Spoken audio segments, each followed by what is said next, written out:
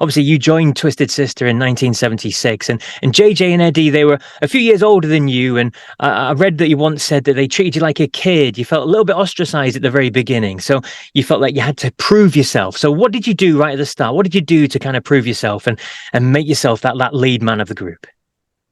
Well, I very much was. I was, 2.5, 3 years younger than Eddie and Jay. They were from Manhattan and the Bronx. I was from Long Island. I was the Rube. But when I look back on it, I understand.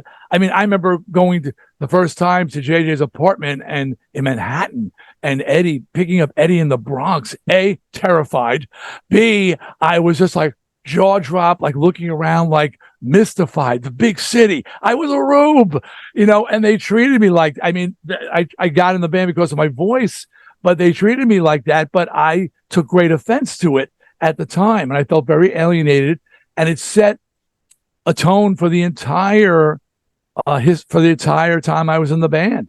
It wasn't until after we broke up and I had time to reflect and look back, and then we reformed, that I was able to patch things up with them and understand where they were coming from.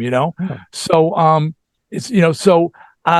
once when I realized that I was on the outside looking in with these guys, they were friends. The drummer at the time we had was also a friend of JJ's from another band. The bass player was from the original lineup of Twisted Sister. When I say original, when the band formed as a bar band, there was a guy in there, Kenny Neal.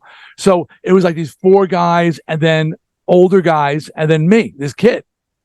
So I immediately just sort of went into my room and started writing songs, and with ill intent. I was going to show them. That was my whole thing. I would show them that I was worth something. I would show them. And it was with anger and hostility towards my band members that I wrote and wrote and wrote. And I didn't party. I didn't drink. I didn't do drugs.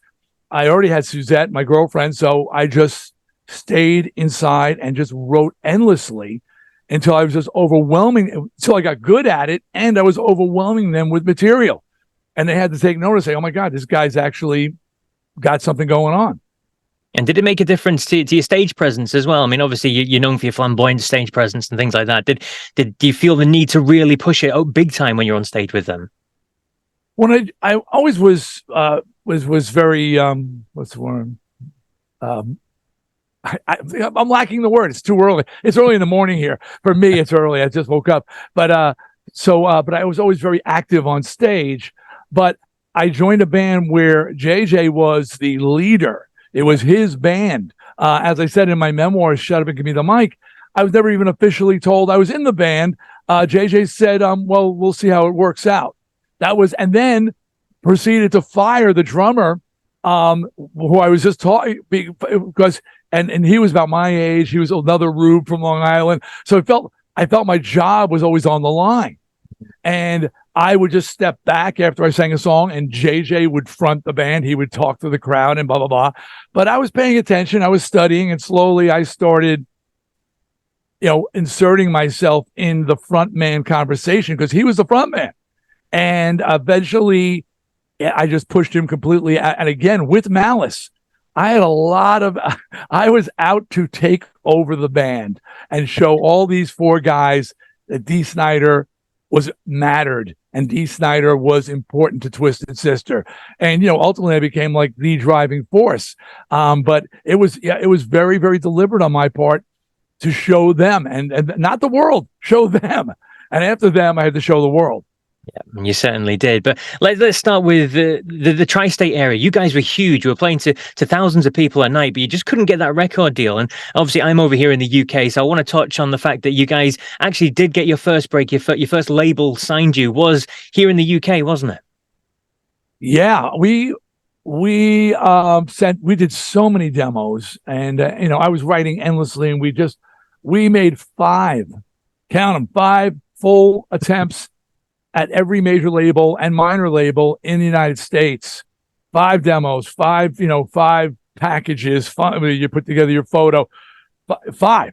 And we were rejected resoundingly 5 times by every label. Some labels like Atlantic, and that's another story. The president went and rejected us on other offs like Atco, like labels, because they were looking at us, go, no, you can't sign them. No, he would actually reach out and say, you can't sign them. So we eventually, out of just desperation, looked over to Europe, and we had a lot of missteps there, but eventually signed with Secret Records, who had one or two bands of note. They had the Exploited. That was the band that they had, big band, but they were indie label, and this was a big undertaking for them to bring an American band over to the UK, house them, feed them.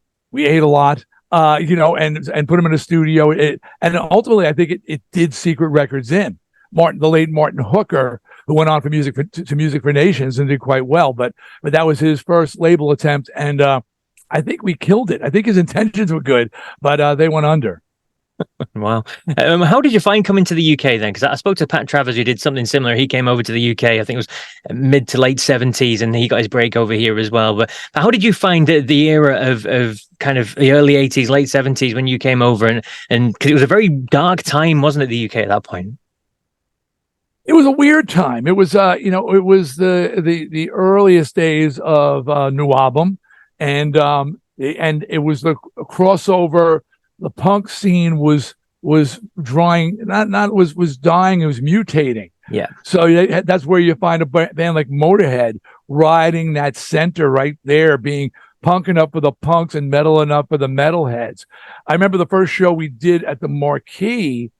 The room was packed, but with punks, metalheads, skins, and everybody's looking around going, what are you doing here? Because everybody, there wasn't a lot of photos of us. They'd heard some recorded, some tapes or whatever, the Rough Cuts. I don't even know if Rough Cuts was out yet, but nobody was quite sure what we were. And again, that was that transitional point in the music scene.